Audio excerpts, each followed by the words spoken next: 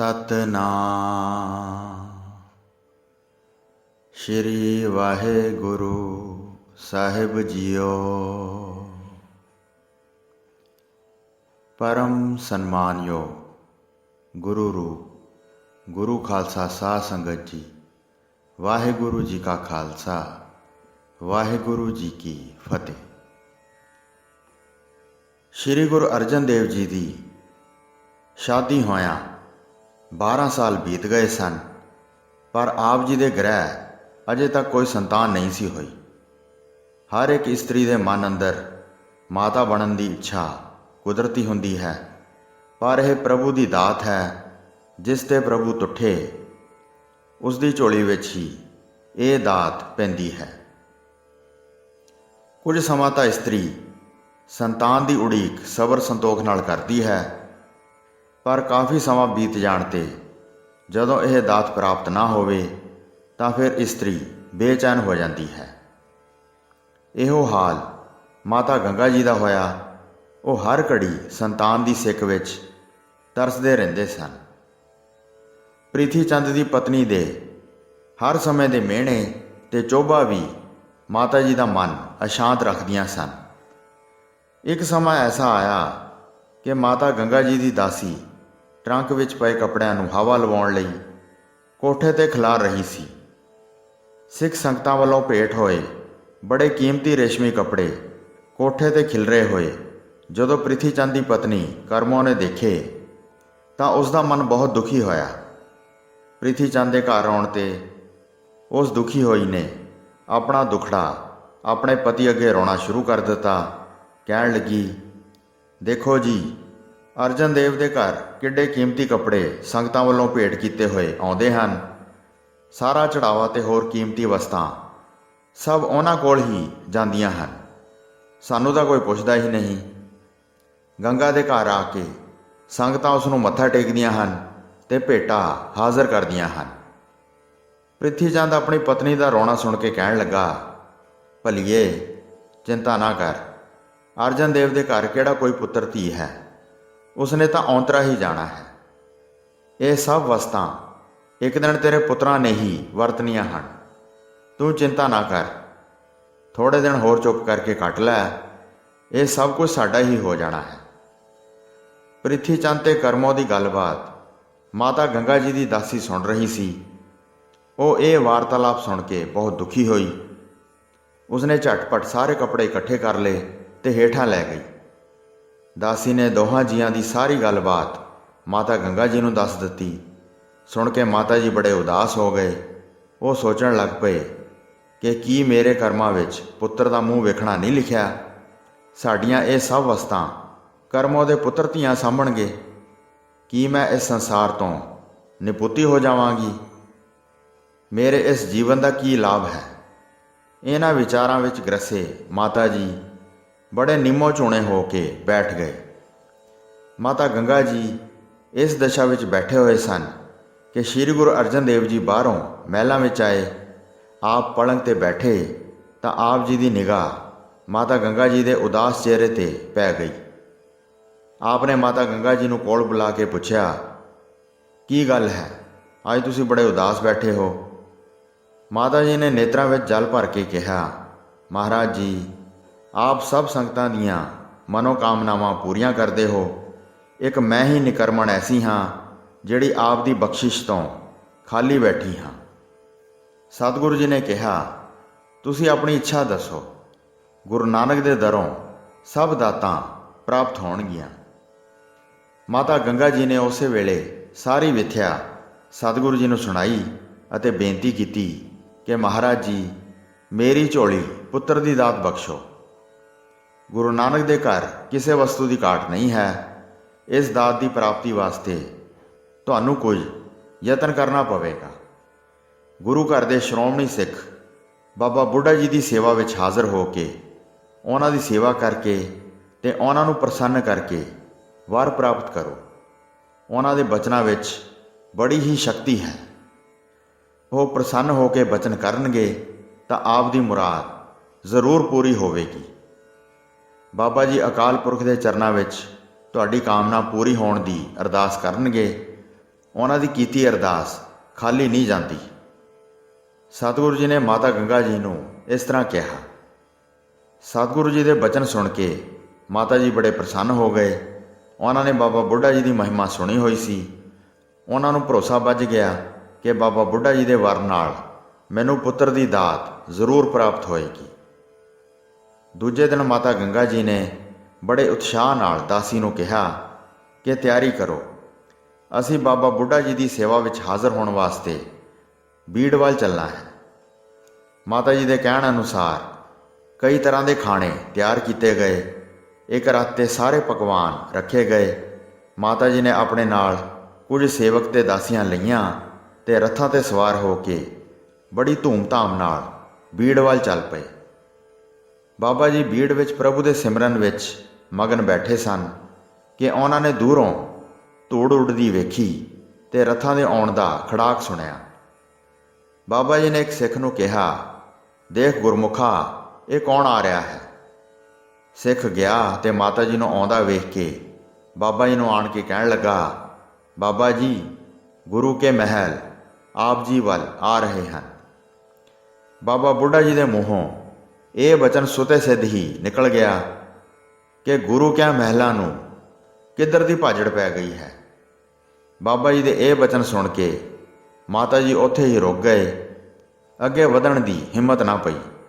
ਉਹਨਾਂ ਨੇ ਸਾਰੇ ਭੋਜਨ ਬਾਬਾ ਜੀ ਦੀ ਸੇਵਾ ਵਿੱਚ ਭੇਜ ਦਿੱਤੇ ਤੇ ਆਪ ਨਿਰਾਸ਼ ਹੋ ਕੇ ਵਾਪਸ ਮੁੜ ਗਏ। ਰਾਹ ਵਿੱਚ ਮਾਤਾ ਜੀ ਸੋਚਦੇ ਜਾਣ ਕਿ ਇਹ ਕੀ ਭਾਣਾ ਵਰਤ ਗਿਆ ਹੈ। ਮੈਂ ਤਾਂ ਬਾਬਾ ਜੀ ਦੀ ਸੇਵਾ ਵਿੱਚ ਪੁੱਤਰ ਦਾ ਵਰ ਲੈਣ ਆਈ ਸਾਂ, ਇਹ ਵਰ ਦੀ ਜਗ੍ਹਾ ਸ਼ਰਾਬ ਲੈ ਕੇ ਚੱਲੀ ਹਾਂ। ਵਾਹ ਮੇਰੇ ਭਾਗ। ਇਸੇ ਨਿਰਾਸ਼ ਦਸ਼ਾ ਵਿੱਚ ਮਾਤਾ ਜੀ ਵਾਪਸ ਅੰਮ੍ਰਿਤਸਰ ਪਹੁੰਚ ਗਏ। ਰਾਤ ਨੂੰ ਸਤਿਗੁਰੂ ਜੀ ਮਹਿਲਾਂ ਵਿੱਚ ਆਏ ਤਾਂ ਮਾਤਾ ਗੰਗਾ ਜੀ ਨੂੰ ਬੜਾ ਉਦਾਸ ਵੇਖਿਆ। ਸਤਿਗੁਰੂ ਜੀ ਨੇ ਇਸ ਉਦਾਸੀ ਦਾ ਕਾਰਨ ਪੁੱਛਿਆ ਤਾਂ ਮਾਤਾ ਜੀ ਨੇ ਬੀੜ ਜਾਣ ਦਾ ਸਾਰਾ ਬਿਰਤਾਂਤ ਸੁਣਾਇਆ ਤੇ ਕਿਹਾ ਕਿ ਮੈਂ ਤਾਂ ਆਪ ਦੇ ਹੁਕਮ ਅਨੁਸਾਰ ਬਾਬਾ ਜੀ ਦੀ ਸੇਵਾ ਵਿੱਚ ਵਰ ਲੈਣ ਗਈ ਸੀ, ਉਹਨਾਂ ਨੇ ਉਲਟਾ ਸ਼ਰਾਬ ਦੇ ਕੇ ਤੋਰ ਦਿੱਤਾ। ਸਤਿਗੁਰੂ ਜੀ ਨੇ ਪੁੱਛਿਆ ਕਿ ਤੁਸੀਂ ਕਿਸ ਢੰਗ ਨਾਲ ਗਏ ਸੀ? ਮਾਤਾ ਗੰਗਾ ਜੀ ਨੇ ਆਪਣੇ ਜਾਣ ਦੀ ਸਾਰੀ ਵਿਥਿਆ ਸਤਿਗੁਰੂ ਜੀ ਨੂੰ ਸੁਣਾਈ। ਗੁਰੂ ਜੀ ਸੁਣ ਕੇ ਕਹਿਣ ਲੱਗੇ, ਵਾਹ ਗੰਗੇ, ਮਹਾਂਪੁਰਸ਼ਾਂ ਦੀ ਸੇਵਾ ਵਿੱਚ ਵਰ ਪ੍ਰਾਪਤੀ ਵਾਸਤੇ ਇਸ ਤਰ੍ਹਾਂ ਸ਼ਾਹੀ ਠਾਠ ਨਾਲ ਜਾਈਦਾ ਹੈ। ਸੰਤਾਂ ਕੋਲ ਜਾਣਾ ਹੋਵੇ ਤਾਂ ਆਪਣੀ ਹਉਮੈ ਨੂੰ ਤਿਆਗ ਕੇ ਮਨ ਵਿੱਚ ਗਰੀਬੀ ਤੇ ਨਿਮਰਤਾ ਧਾਰ ਕੇ ਜਾਣਾ ਚਾਹੀਦਾ ਹੈ। ਤੁਹਾਨੂੰ ਗੁਰੂ ਦੀ ਪਤਨੀ ਹੋਣ ਦੀ ਹਉਮੈ ਸੀ, ਇਸ ਕਰਕੇ ਤੁਹਾਡੇ ਮਨ ਦੀ ਕਾਮਨਾ ਪੂਰੀ ਨਹੀਂ ਹੋਈ ਤੇ ਤੁਸੀਂ ਮਹਾਂਪੁਰਸ਼ਾਂ ਕੋਲ ਜਾ ਕੇ ਵੀ ਖਾਲੀ ਆਏ ਹੋ। ਮਾਤਾ ਜੀ ਨੇ ਬੜੀ ਨਿਮਰਤਾ ਨਾਲ ਸਤਿਗੁਰੂ ਜੀ ਦੇ ਅੱਗੇ ਬੇਨਤੀ ਕੀਤੀ ਕਿ ਪਾਤਸ਼ਾਹ ਜੀ, ਮੈਂ ਅਣਜਾਣ ਤੋਂ ਭੁੱਲ ਹੋ ਗਈ ਹੈ, ਕਿਰਪਾ ਕਰਕੇ ਤੁਸੀਂ ਹੁਣ ਉਹ ਢੰਗ ਦੱਸੋ ਜਿਸ ਨਾਲ ਮੈਂ ਫਿਰ ਜਾਵਾਂ ਤੇ ਬਾਬਾ ਜੀ ਦੀ ਕਿਰਪਾ ਹੋਵੇ ਤੇ ਮੈਂ ਉਹਨਾਂ ਤੋਂ ਪੁੱਤਰ ਦਾ ਵਰ ਲੈ ਕੇ ਆਵਾਂ। ਸ਼੍ਰੀ ਗੁਰੂ ਅਰਜਨ ਦੇਵ ਜੀ ਨੇ ਮਾਤਾ ਗੰਗਾ ਜੀ ਨੂੰ ਕਿਹਾ ਕਿ ਤੁਹਾਨੂੰ ਪਤਾ ਹੈ ਕਿ ਬਾਬਾ ਜੀ ਪੂਰਨ ਸੰਤ ਤੇ ਬ੍ਰਹਮ ਗਿਆਨੀ ਹਨ। ਉਹ ਰਸਾਂ ਕਸਾਂ ਤੋਂ ਉੱਪਰ ਹੋ ਚੁੱਕੇ ਹਨ। ਉਹ ਤਾਂ ਸਧਾਰਨ ਪਕਵਾਨ ਖਾਣ ਵਾਲੇ ਜ਼ਿਮੀਂਦਾਰ ਹਨ। ਇਸ ਲਈ ਉਹਨਾਂ ਨੂੰ ਪ੍ਰਸੰਨ ਕਰਨ ਲਈ ਉਹਨਾਂ ਦਾ ਮਨ ਭਾਉਂਦਾ ਖਾਣਾ ਲੈ ਕੇ ਹਾਜ਼ਰ ਹੋਵੋ, ਤਦ ਹੀ ਉਹਨਾਂ ਤੋਂ ਪੁੱਤਰ ਦੀ ਦਾਤ ਪ੍ਰਾਪਤ ਹੋਏਗੀ। ਮਾਤਾ ਜੀ ਨੇ ਕਿਹਾ, ਪਾਤਸ਼ਾਹ ਜੀ, ਫਿਰ ਇਹ ਤਰੀਕਾ ਤੁਸੀਂ ਹੀ ਦੱਸਣ ਦੀ ਕਿਰਪਾ ਕਰੋ। ਸਤਿਗੁਰੂ ਜੀ ਨੇ ਕਿਹਾ, ਸਵੇਰੇ ਅੰਮ੍ਰਿਤ ਵੇਲੇ ਉੱਠੋ, ਇਸ਼ਨਾਨ ਕਰੋ, ਫਿਰ ਆਪ ਚੱਕੀ ਪੀ ਕੇ ਮਿੱਸਾ ਆਟਾ ਤਿਆਰ ਕਰੋ। ਤੁਸੀਂ ਆਪ ਆਟਾ ਗੁੰਨੋ ਤੇ ਆਪ ਹੀ ਗੁਰਬਾਣੀ ਦਾ ਪਾਠ ਕਰਦੇ ਮਿੱਠੇ ਪ੍ਰਸ਼ਾਦੇ ਤਿਆਰ ਕਰੋ। ਪ੍ਰਸ਼ਾਦਿਆਂ ਵਿੱਚ ਲੂਣ, ਮਿਰਚ ਤੇ ਗੰਢੇ ਪਾਉਣੇ, ਚੰਗੇ ਘਿਓ ਨਾਲ ਪ੍ਰਸ਼ਾਦੇ ਚੋਪੜਨੇ। ਆਪ ਦੁੱਧ ਰਿੜਕ ਕੇ ਮੱਖਣ ਤੇ ਲੱਸੀ ਬਣਾਓ।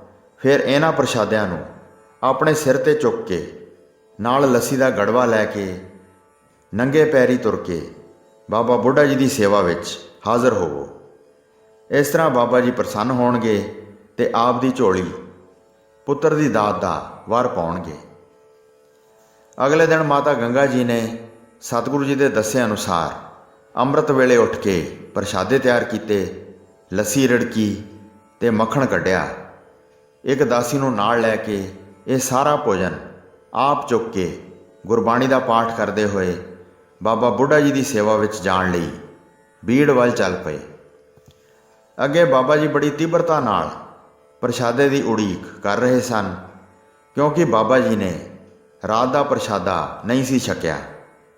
ਬਾਬਾ ਜੀ ਨੇ ਦੂਰੋਂ ਹੀ ਮਾਤਾ ਗੰਗਾ ਜੀ ਨੂੰ ਪ੍ਰਸ਼ਾਦੇ ਲਈ ਆਉਂਦਿਆਂ ਵੇਖਿਆ, ਬੜੇ ਪ੍ਰਸੰਨ ਹੋਏ ਤੇ ਕਾਹਲੀ ਨਾਲ ਤੁਰ ਕੇ ਮਾਤਾ ਜੀ ਨੂੰ ਅੱਗੋਂ ਹੀ ਜਾ ਮਿਲੇ ਤੇ ਨਮਸਕਾਰ ਕਰਕੇ ਕਹਿਣ ਲੱਗੇ, ਮਾਤਾ ਜੀ, ਅੱਜ ਤਾਂ ਬੜੀ ਭੁੱਖ ਲੱਗੀ ਹੈ।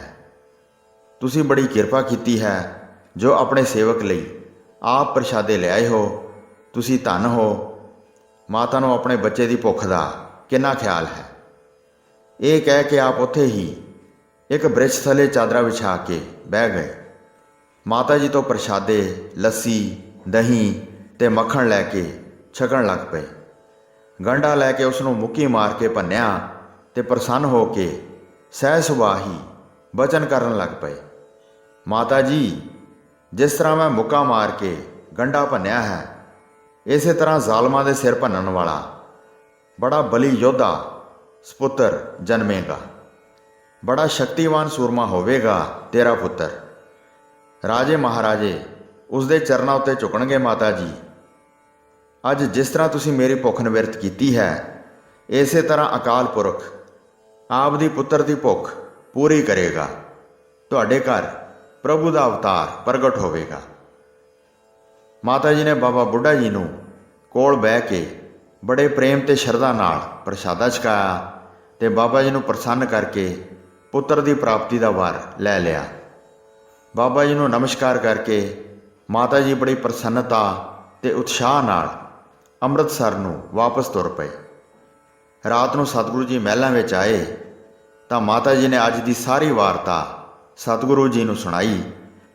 ਸਤਿਗੁਰੂ ਜੀ ਬਾਬਾ ਬੁੱਢਾ ਜੀ ਤੋਂ ਵਰ ਪ੍ਰਾਪਤੀ ਦੀ ਵਾਰਤਾ ਸੁਣ ਕੇ ਬੜੇ ਪ੍ਰਸੰਨ ਹੋਏ ਤੇ ਕਹਿਣ ਲੱਗੇ ਕਿ ਧੰਨ ਸ਼੍ਰੀ ਗੁਰੂ ਨਾਨਕ ਦੇਵ ਜੀ ਤੇ ਧੰਨ ਉਹਨਾਂ ਦੇ ਸਿੱਖ, ਜਿਨ੍ਹਾਂ ਦੀ ਸੇਵਾ ਕਰਕੇ ਮਨੋਕਾਮਨਾ ਪੂਰਨ ਹੁੰਦੀਆਂ ਹਨ।